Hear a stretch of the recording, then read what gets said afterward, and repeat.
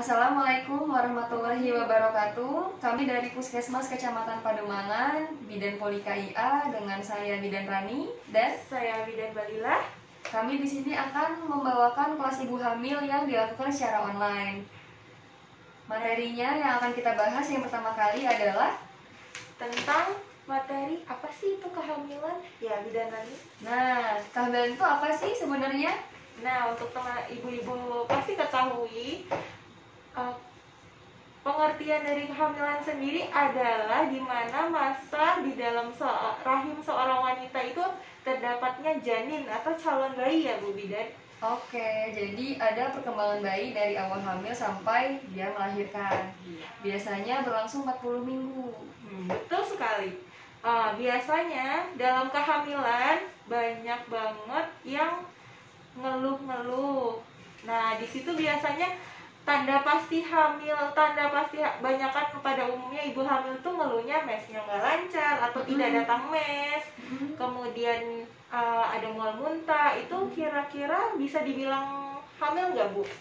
Belum tentu, itu merupakan tanda tidak pasti hamil. Karena mual muntah atau tidak mens bukan berarti langsung hamil. Biasanya harus dilanjutkan diagnosanya dengan pemeriksaan tespek ataupun USG agar lebih pasti. Setelah ada hasil tespek yang positif atau ada USG terdapat kantong ataupun janinnya, itu baru bisa disebutkan kalau ibu tersebut pasti hamil. Nah, biasanya ada dua macam tanda pasti hamil dan tidak pasti hamil. Yang pertama, pasti hamil itu sudah ada detak jantung ya Bu Bidan kalau misalnya kita periksa. Yang kedua, kalau di USG sudah terdapat kantung dan janinnya di dalamnya. Kalau yang tidak pasti hamil itu cuma ada keluhan-keluhan, biasanya tidak mes, mual muntah, kalau tidak kemudian sering lemes, keliengan. Kalau tidak ada hasil pemeriksaan, kita belum bisa sebutkan ibu itu hamil ya, ibu-ibu. Iya, jadi kalau ada keluhan mual muntah, pusing, lemas, tidak mens, sebaiknya sebelum periksa hamil, ibu-ibu sekalian silahkan tespek minimal atau boleh langsung USG di rumah sakit terdekat agar memastikan kalau ibu beneran hamil. Itu terpotong ya. Nah, selain itu, di dalam masa kehamilan ini biasanya banyak banget ibu-ibu ini ngeluh mau hamil muda, mau hamil tua. Biasanya hamil muda itu apa aja ya keluhannya Bu Bidan? Yang paling sering kalau hamil muda itu dia ngerasain morning sickness atau yang biasanya dialami pada ibu hamil ngerasain mual, muntah, atau pusing di pagi hari. Itu disebabkan karena faktor hormonal yang terjadi pada awal-awal kehamilan. Dan itu biasanya akan hilang pada usia mulai 4 bulan atau 16 minggu karena pada saat itu plasenta bayi sudah terbentuk sempurna, jadi faktor hormonalnya sudah agak menurun. Jadi mual muntah dan pusingnya akan berkurang sedikit demi sedikit. Lalu apalagi biasanya ya selain mual muntah kalau hamil muda? Keluhan paling banyak di hasil pemeriksaan kita itu biasanya ibu-ibu hamil muda ngeluhnya kram bagian perut bawah. Oh iya. Nah, itu adalah hal yang normal di mana sebenarnya terjadinya pembesaran rahim. Jadi ada keluhan agak kram gitu. Agak kram perut rahim di bawahnya itu agak kram karena besarnya rahim, membesarnya.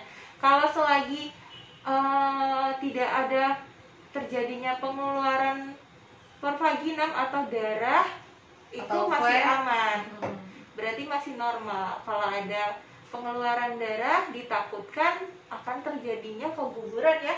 Iya. Atau juga kalau nyeri perutnya tidak hilang atau terus menerus mengganggu aktivitas, mengganggu tidur, itu bisa dicurigai dengan kehamilan di luar kandungan. Tapi jangan langsung berpikir ke sana. Sebaiknya kalau cemas bisa USG untuk memastikan apakah hamilnya dalam rahim atau bukan. Iya, benar. Nah, selain hamil muda, biasanya hamil tua paling banyak nih keluhannya.